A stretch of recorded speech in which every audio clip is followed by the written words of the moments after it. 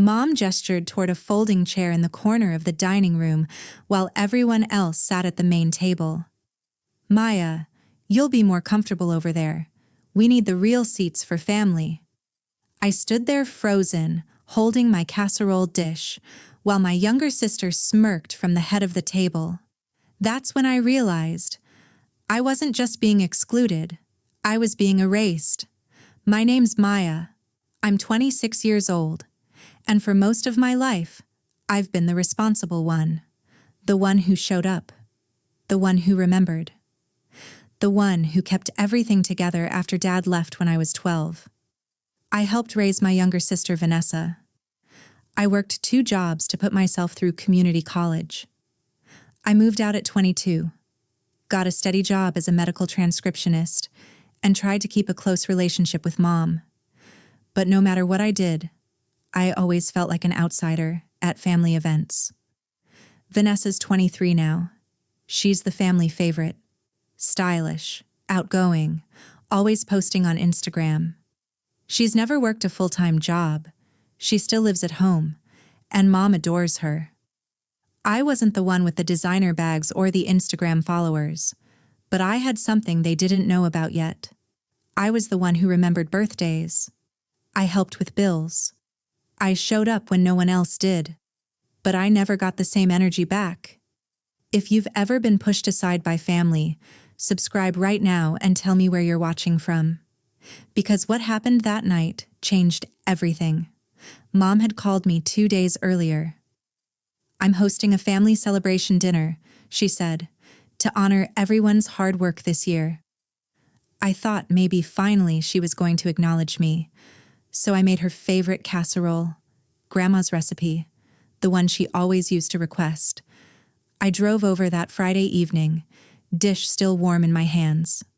When I walked in, the dining room took my breath away. Candles flickering, fresh flowers in a vase, Mom's good china, the set she only used for special occasions, 8 place settings. But there were only 5 people there.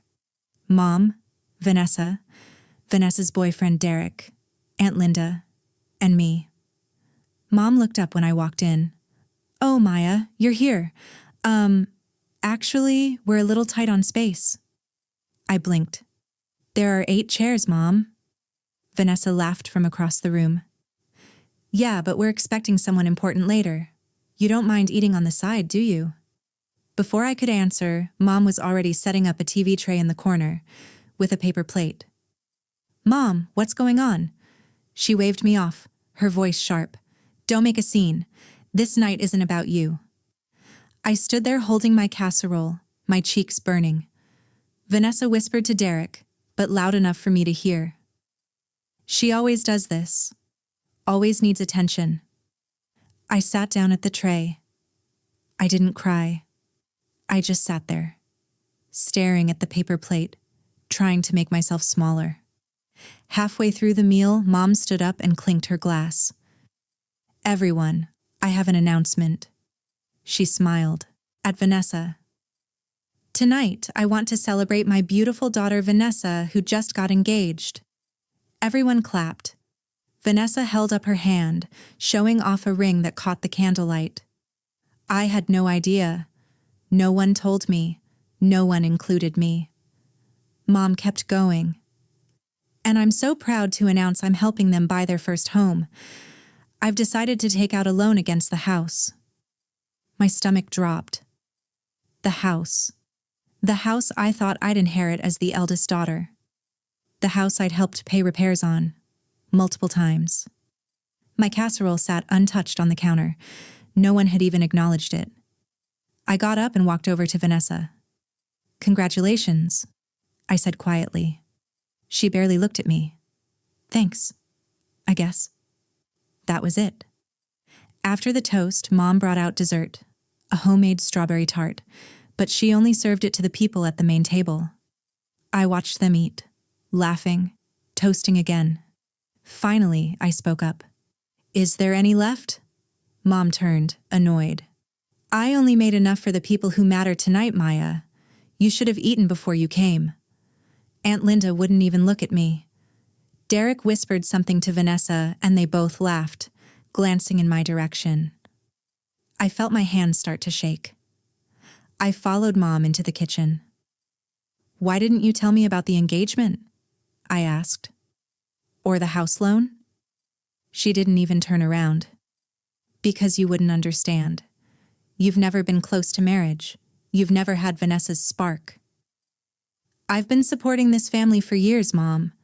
I helped fix the roof. I paid for your car repairs." She finally looked at me. "That's what you're supposed to do. Vanessa gives me joy. You just show up." The words hit like a slap. Before I could respond, Vanessa walked in. "Honestly, Maya, you're exhausting, always playing the victim. Mom's allowed to be happy without your permission." My voice cracked. I just wanted to be included. "Well, maybe if you were more like Vanessa," Mom said coldly, "you would be." I turned to leave the kitchen, my chest tight. That's when I heard Aunt Linda on her phone in the hallway. "Yeah, Maya never helps out. She doesn't even call.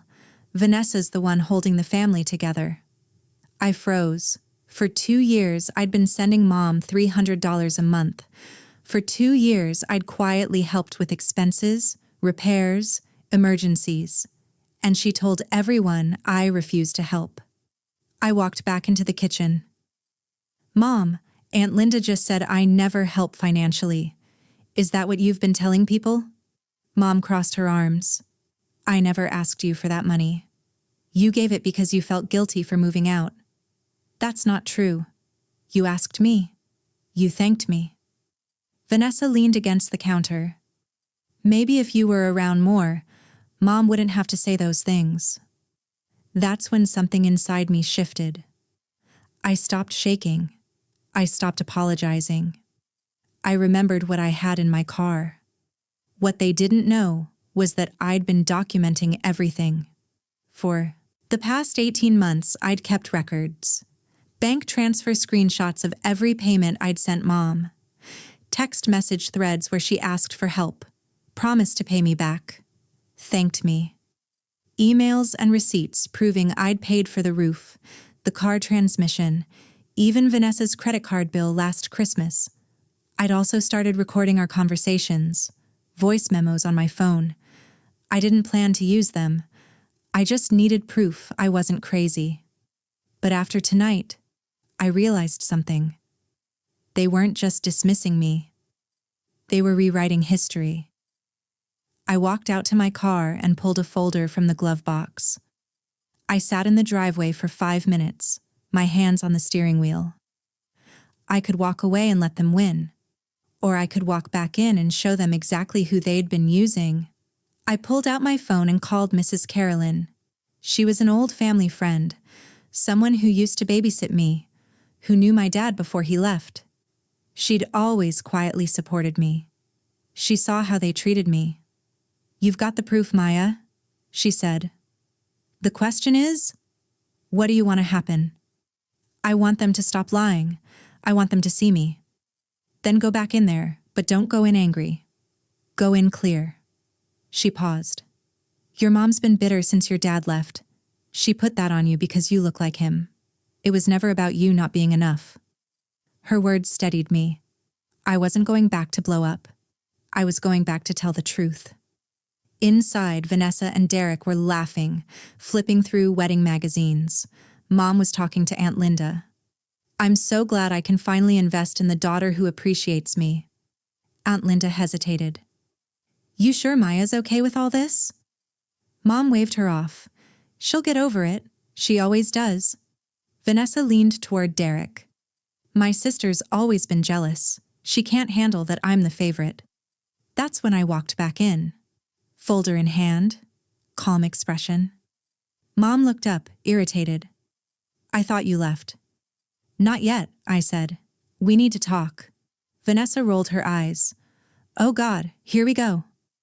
I set the folder on the dining table. "Mom, you told Aunt Linda I don't help, that I don't care. I want you to tell me that to my face." Mom's face hardened. "I never said that." I opened the folder and pulled out the first bank statement. I've sent you $300 a month for 2 years. That's $7,200. I laid the receipts out one by one. $1,200 for the roof repair, $850 for the car transmission, $600 for Vanessa's credit card bill last Christmas. Vanessa's face went pale. Wait, you paid my credit card? Mom tried to interrupt. Maya, this is inappropriate. I kept going, my voice steady.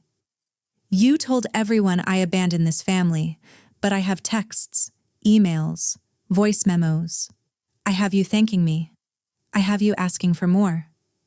I pulled out my phone and played a recording. Mom's voice filled the room. Maya, you're the only one I can count on. Vanessa's too young. I don't know what I'd do without you. Silence. Aunt Linda's mouth fell open. Derek shifted in his seat. Vanessa tried to recover. Okay, so you helped out. That doesn't mean you get to ruin my engagement night.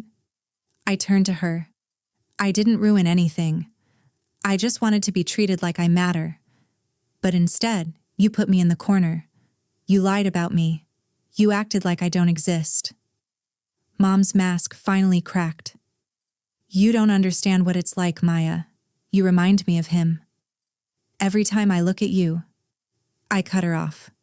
That's not my fault. I didn't leave. He did. And I stayed. I helped. I loved you. And you punished me for it. I picked up my folder and the casserole dish from the counter. I'm done being erased. You can keep the house, the money, the lies. I'm keeping my dignity. Vanessa stood up, panic in her voice. Maya, wait. I stopped at the door and looked back. Congratulations on your engagement, Vanessa. I mean that. I just won't be around to pay for it. I walked out. Mom sat down at the table, speechless.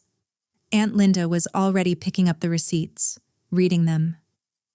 I drove home, my hands still shaking, but my heart felt lighter than it had in years. That night, I blocked Mom's number. I unfollowed Vanessa on social media. Over the next few weeks, things shifted. Aunt Linda reached out and apologized. She said she never knew the full story. A few cousins who'd heard what happened quietly messaged me their support. Mom tried to call once, from Vanessa's phone. I didn't answer. Vanessa sent a text a few days later. Mom's really upset.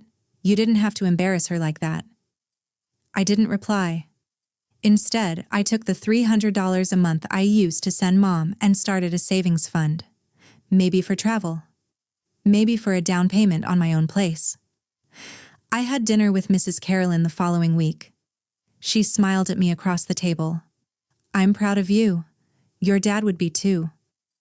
For the first time in my life, their silence didn't hurt me. It freed me. I realized I'd been waiting for their approval, their love, their acknowledgement. But I'd had my own strength all along. I didn't need a seat at their table. I could build my own. If you've ever had to stand up to family betrayal, you're not alone. Hit that subscribe button and tell me your story in the comments. Where are you watching from? Drop your location below. I always check, and I read every single one. You deserve to be seen. You deserve to be heard. And you never have to shrink yourself to fit someone else's story. Thanks for listening to mine. I'll see you in the next one.